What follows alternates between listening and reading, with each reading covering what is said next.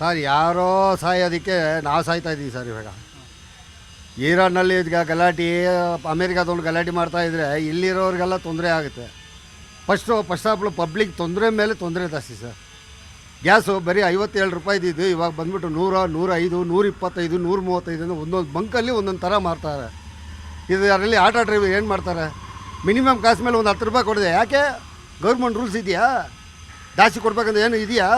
ನಮ್ಮ ಮನೆ ಬರೋಣ ನಿಮ್ಗೆ ಕೊಡಬೇಕಂತ ಆ ಥರ ಎಲ್ಲ ಬೈತಾರೆ. ಲೇಡೀಸ್ ಹತ್ರ ಎಲ್ಲ ನಾವು ಬೈಸ್ಕೊಬೇಕು.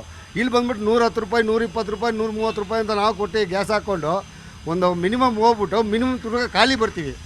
ಹೋಗಿದ್ದ ಜಾಗದೆಲ್ಲ ಬಾಡಿಗೆ ಸಿಗೋ ಥರ ಇಲ್ಲ ಇವಾಗ ಪರಿಸ್ಥಿತಿ. ಎರಡನೇದು ಸ್ಕೂಲ್ ಬಾಡಿಗೆ ಹೊಡಿಲೇಬೇಕು. ಅವು ಮಕ್ಕಳೆಲ್ಲ ಸ್ಕೂಲ್ಗೆ ಹೆಂಗೆ ಹೋಗೋದು?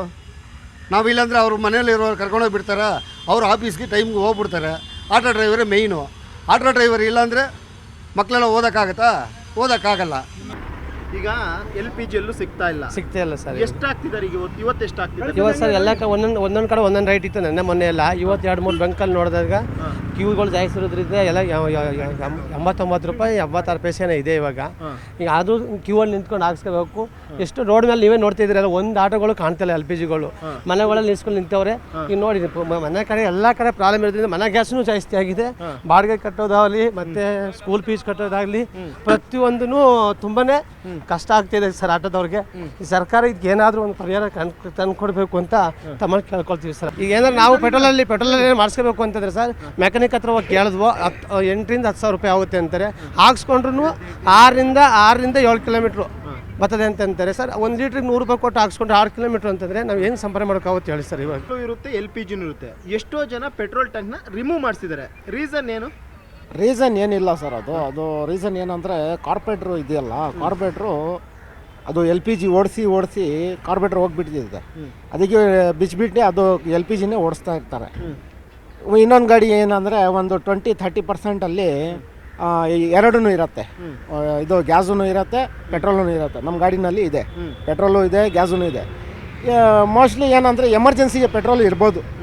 ಎಮರ್ಜೆನ್ಸಿ ಎಲ್ಲಿನೂ ಗ್ಯಾಸ್ ಖಾಲಿ ಆಗಿದ್ರೆ ಇವಾಗ ನೋಡಿ ಅಲ್ಲಿ ಲೈನು ಇಲ್ಲಿ ಲೈನು ಹಂಗೆ ಆಗಿಬಿಟ್ಟಿದೆ. ಇವಾಗ ಪ್ಯಾಸೆಂಜರ್ ಹೋಗಿ ಬಿಟ್ಟು ಬರಬೇಕಂದ್ರೆ ಹತ್ರ ಬಂದ್ರೂ ಗ್ಯಾಸ್ ಖಾಲಿ ಆಗಿಬಿಡ್ತದೆ.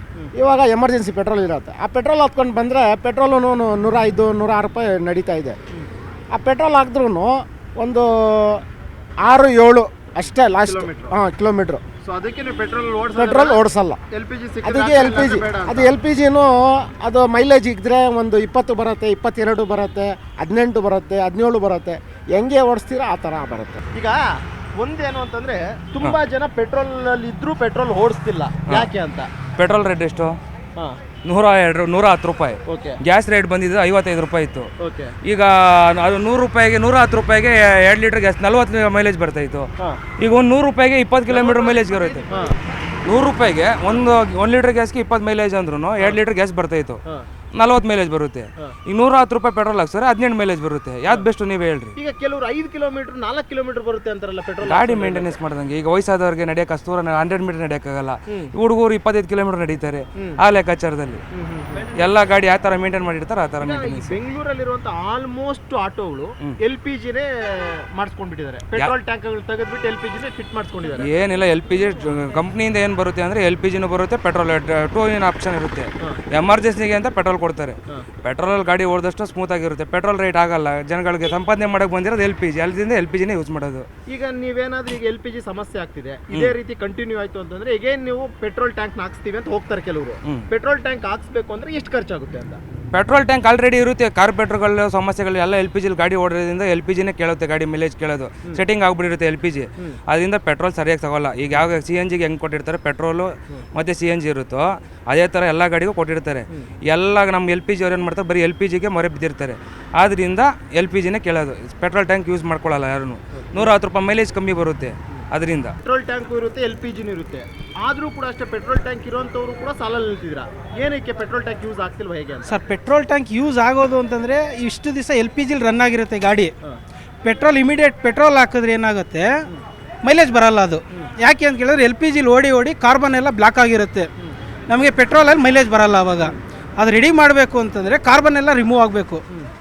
ಅದು ಮಾಡಬೇಕು ಅಂದರೆ ಒಂದು ಇಂಜಿನ್ ಮಾಡಿಸ್ಬೇಕಾಗತ್ತೆ. ಪ್ಲಸ್ಸು ಪೆಟ್ರೋಲ್ ಟ್ಯಾಂಕ್ ಎಲ್ಲ ಡಸ್ಟ್ ಎಲ್ಲ ಇರುತ್ತೆ. ಅದು ಕಾಯಿಲ್ ಬರುತ್ತೆ, ಅದೆಲ್ಲ ಡಸ್ಟ್ ಎಲ್ಲ ಹೋಗಿರುತ್ತೆ ಯೂಸ್ ಮಾಡ್ದಂಗೆ. ಇವಾಗ ಅದನ್ನೆಲ್ಲ ಯೂಸ್ ಮಾಡಬೇಕಂದ್ರೆ ಅದನ್ನೆಲ್ಲ ಸರ್ವಿಸ್ ಮಾಡಿಸ್ಬೇಕು, ಅದೆಲ್ಲ ಖರ್ಚಾಗುತ್ತೆ ನಮಗೆ. ಎಷ್ಟು ಖರ್ಚಾಗುತ್ತೆ ಸರ್ ಇಂಜಿನ್ ಮಾಡಿಸ್ಬೇಕು ಅಂತಂದರೆ ಕಾರ್ಬನ್ ಹೋಗಿ ನಮಗೆ ಪಕ್ಕ ಮೈಲೇಜ್ ಬೇಕು ಅಂದರೆ ಇಂಜಿನ್ ಮಾಡಿಸ್ಬಿಟ್ಟೆ ಮಾಡಬೇಕದು. 20,000 ರಿಂದ 25,000 ರೂಪಾಯಿ ಇಂಜಿನ್ ಕೆಲಸಕ್ಕೆ ಬರುತ್ತೆ. ಪ್ಲಸ್ ಕಾರ್ಪೆಟ್ರ್ ಚೇಂಜ್ ಮಾಡಬೇಕಾಗುತ್ತೆ ಅಂತಾರೆ, ಕಾರ್ಪೆಟ್ರ್ ಹೋಗಿದ್ರೆ ಅದಕ್ಕೊಂದು 3,000 ರಿಂದ 5,000 ರೂಪಾಯಿ ಆಗುತ್ತೆ.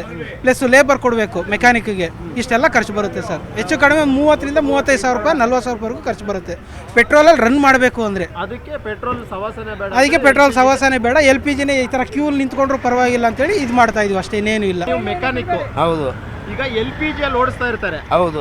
ಪೆಟ್ರೋಲ್ ಟ್ಯಾಂಕ್ ಚೇಂಜ್ ಮಾಡ್ಕೊಳ್ಬೇಕು ಪೆಟ್ರೋಲ್ ಟ್ಯಾಂಕ್ ಚೇಂಜ್ ಮಾಡ್ಬೇಕಂದ್ರೆ 35,000 ರಿಂದ 40,000 ರೂಪಾಯಿ ಖರ್ಚು ಮಾಡಬೇಕು. ಆದ್ರೂ ಅದು ಮೈಲೇಜ್ ಬಂದರೆ ಬಂದಂಗೆ, ಬಂದಿಲ್ಲ ಅಂದರೆ ಏನು ಮಾಡೋಕ್ಕಾಗಲ್ಲ. ಈ LPG ಓಡಿ ಓಡಿ ಓಡಿ ಪೂರ್ತಿ ಗಾಡಿ ಇಂಜಿನ್ ಹಾಳಾಗಿರುತ್ತೆ.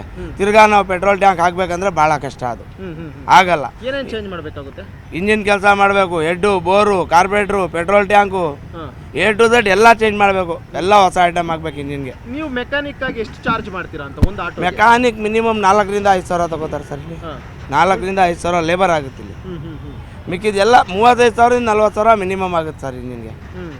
ಅಷ್ಟು ಮಾಡೋಕ್ಕಾಗಲ್ಲ ನಮ್ಮ ಆಟೋ ಡ್ರೈವರ್ಗಳಲ್ಲಿ. ಇವಾಗ ಗೌರ್ಮೆಂಟು, ನೀವು ನಮ್ಮ ಸರ್ಕಾರ ಮತ್ತು ನೀವು ಮೀಡಿಯಾದವ್ರು ಸೇರ್ಕೊಂಡು ನಮ್ಮ ಬಗೆಹರಿಸ್ಬೇಕಷ್ಟೇ. ನಿರ್ಭೀತ, ನಿಷ್ಪಕ್ಷಪಾತ, ವಿಶ್ವಾಸಾರ್ಹ ಸುದ್ದಿಗಳಿಗೆ ಮತ್ತೊಂದು ಹೆಸರಾಗಿರುವ News18 ಕನ್ನಡ ಈಗ ಆಪ್ನಲ್ಲೂ ಲಭ್ಯವಿದೆ. ದಯವಿಟ್ಟು ಇಲ್ಲಿರುವ QR ಕೋಡ್ ಅನ್ನು ಸ್ಕ್ಯಾನ್ ಮಾಡಿಕೊಂಡು ಆಪ್ ಡೌನ್ಲೋಡ್ ಮಾಡೋದಕ್ಕೆ ಮರಿಬೇಡಿ. ನಿಮ್ಮ ಬೆಂಬಲ ಹೀಗೆ ಸದಾ ನಮ್ಮೊಂದಿಗಿರಲಿ. ಧನ್ಯವಾದ.